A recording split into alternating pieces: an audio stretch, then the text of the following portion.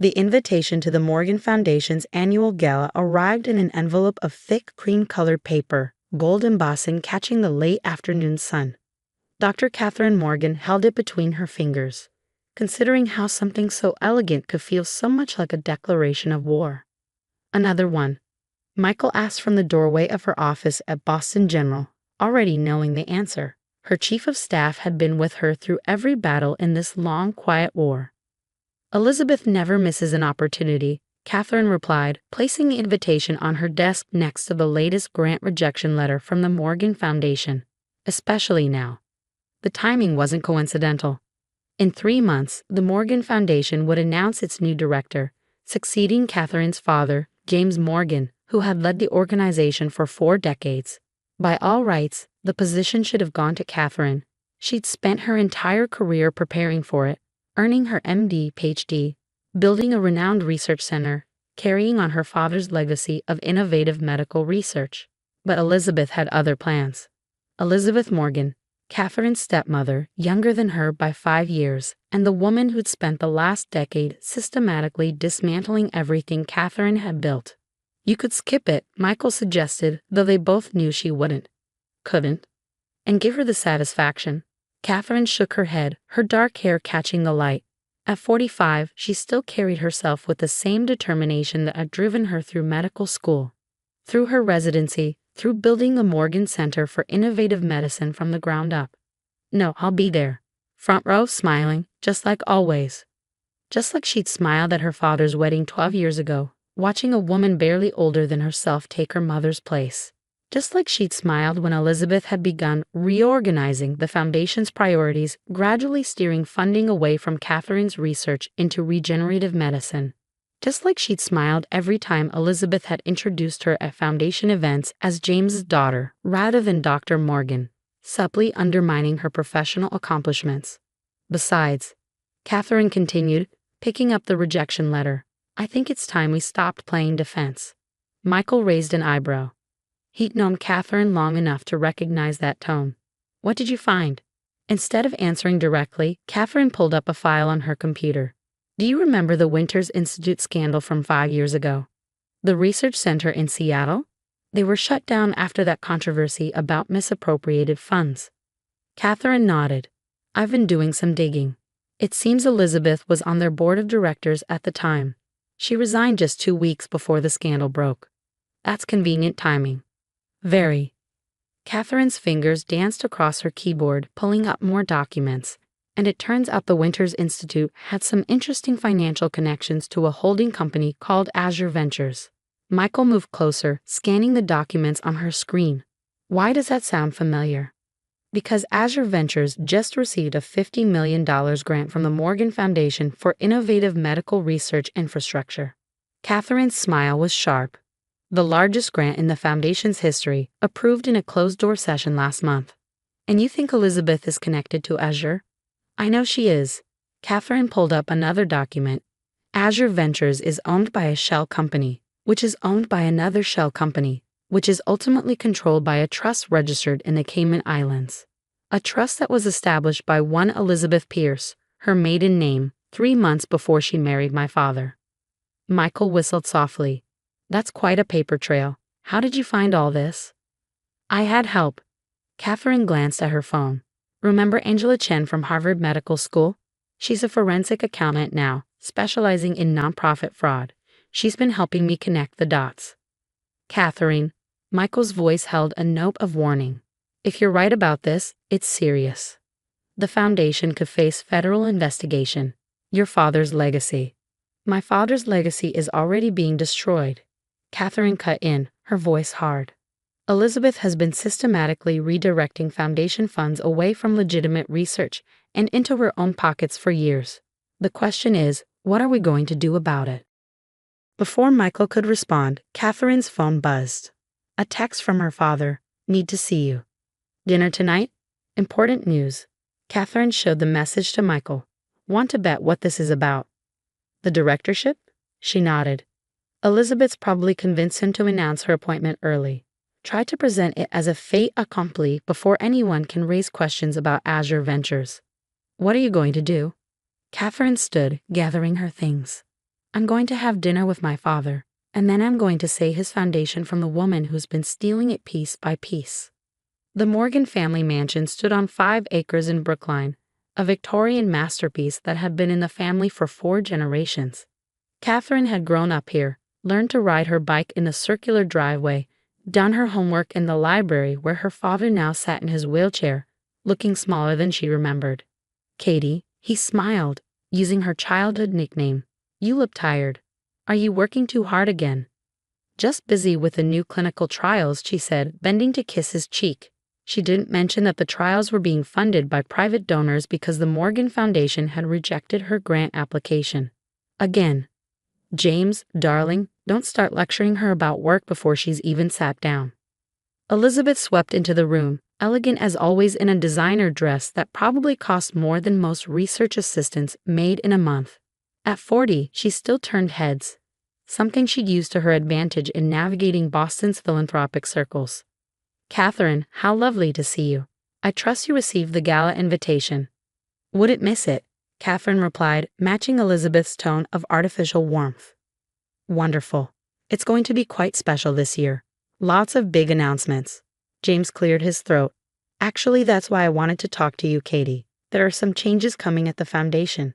Catherine listened as her father outlined the future she'd seen coming but had hoped to prevent. Elizabeth would be taking over as director, effective immediately. James would remain as chairman of the board, but in a purely advisory capacity. It's time for new blood, he said, not seeing how Elizabeth's lips curved at the phrase. Fresh perspectives. Elizabeth has some exciting ideas about the foundation's direction. I'm sure she does, Catherine said carefully. Have the board members all signed off on this? We're announcing it at the gala, Elizabeth cut in smoothly. The paperwork is already being processed. I see, Catherine turned to her father.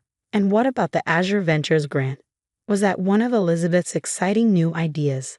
The temperature in the room seemed to drop several degrees. Elizabeth's smile remained fixed, but her eyes hardened. James looked confused. The infrastructure development grant? That was thoroughly vetted by the board. Elizabeth recused herself from the vote due to a potential conflict of interest. Did she? Catherine pulled out her phone, pulling up the documents Angela had prepared. And did she mention the nature of that conflict? The fact that she controls Azure Ventures through a series of shell companies. That's ridiculous, Elizabeth snapped, but Catherine could see the flash of fear in her eyes. Is it? Catherine handed her father the phone. It's all there, Dad. The shell companies, the offshore accounts, the connection to the Winters Institute scandal. Elizabeth has been using the foundation to funnel money into her own pockets for years. James studied the documents, his face growing increasingly grave. Elizabeth? What is this? Obviously some kind of mistake, Elizabeth said quickly. Catherine has never approved of our marriage. This is clearly an attempt to what? Catherine interrupted. To protect my father's legacy. To prevent you from stealing millions from a charitable foundation. To stop you from destroying everything my parents built. James, Elizabeth turned to her husband, her voice trembling. You can't believe this. After everything we've been through, everything I've done for the foundation. Everything you've done to the foundation, Catherine corrected. The grant rejections for legitimate research, the mysterious funding priorities, the closed-door board meetings. It all leads back to you and your shell companies. James held up a hand, his voice quiet but firm. Elizabeth, is this true? The silence stretched for a long moment. Catherine could almost see the calculations running behind Elizabeth's eyes, looking for a way out, an angle she missed. Finally, Elizabeth's posture changed, the vulnerable facade dropping away. You have no idea what it's like, she said, her voice hard. Being the second wife, the younger woman, always living in the shadow of St. Caroline, the brilliant doctor who gave up her practice to run a charitable foundation. Do you know what they call me at fundraisers? The trophy wife, the gold digger. So you decided to prove them right? Catherine asked. I decided to take what I deserved. Elizabeth's composure cracked. I spent 12 years managing this foundation, modernizing it, while you got to play scientist in your lab. I earned this. You stole it, James said quietly. His face had aged 10 years in the last 10 minutes. You stole from me, from the foundation, from the researchers and patients who needed those funds. Dad, Catherine started, but James held up his hand again. Please call Angela Chen, he said, still looking at Elizabeth. Have her bring copies of everything to my office first thing tomorrow. And call Robert, he added, referring to the foundation's legal counsel. He'll need to be there too. James, be reasonable, Elizabeth began, but he cut her off. I think you should pack a bag, he said, his voice tired. Stay at the Four Seasons tonight. We'll discuss separation terms tomorrow after I've reviewed everything. Elizabeth stood very still for a moment, then turned to Catherine. Congratulations, she said, her voice dripping with venom. You finally won. I hope you're happy. This isn't about winning, Catherine replied. It's about doing what's right, something you might want to try sometime.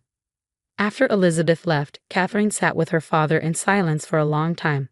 Finally, he spoke. I've been a fool. Dad, no. Yes. He wheeled his chair to the window, looking out at the gardens Caroline had loved so much. I let her manipulate me, use the foundation your mother and I built.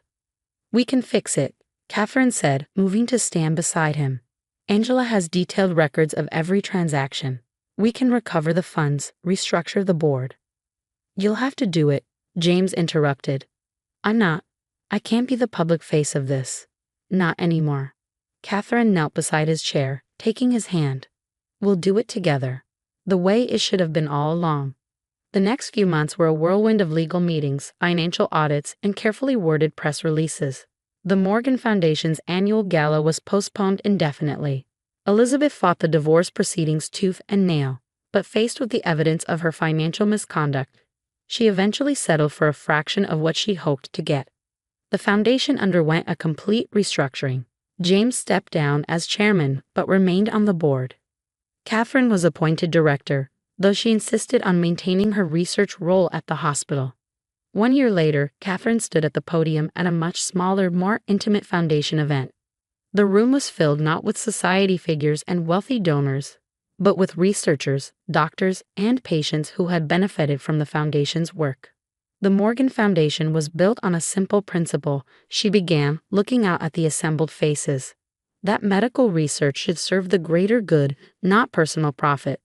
That innovation should be driven by compassion, not greed. In the front row, James sat in his wheelchair, looking more like himself than he had in years. Beside him sat Caroline Morgan's sister, recently appointed to the reconstituted board of directors. Over the past year, we've returned to those principles. We've funded groundbreaking research in regenerative medicine, supported young scientists with innovative ideas, and helped bring life-saving treatments to those who need them most. Catherine paused, looking down at the notes she prepared. Instead of reading them, she spoke from the heart. A foundation, like a family, is built on trust. When that trust is broken, it takes time and effort to rebuild it. But with honesty, integrity, and a commitment to doing what's right, it can be done. Later that evening, Catherine found herself in her father's study, sharing a glass of wine and looking through old family photos.